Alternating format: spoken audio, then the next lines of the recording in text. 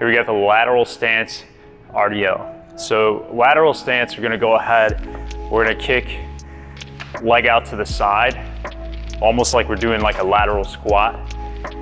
And then in this situation here, my left side is gonna be my loaded side. I've got pressure on the inside of my foot.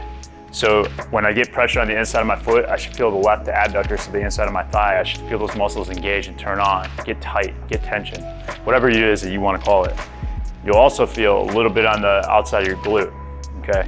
From here, I'm gonna go ahead, I'm gonna push my butt back and up towards the ceiling as I go down to the inside of the foot with a kettlebell. Big stretch through the hamstrings on the left side.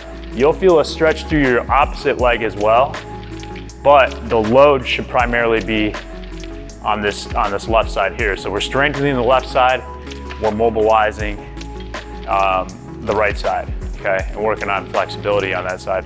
And honestly, we're doing the same thing here, but I want you to understand the difference in tension of having a loaded, this is essentially a loaded stretch, followed by us having to like produce enough force to overcome the resistance and stand back up, versus on the opposite side, it's unloaded and more of a passive means of feeling that same tension, okay? So again, I'm out to the side here, got the pressure inside the foot, starting tall, push butt back, kick butt up towards the ceiling, big stretch through the hamstrings, boom, finish tall.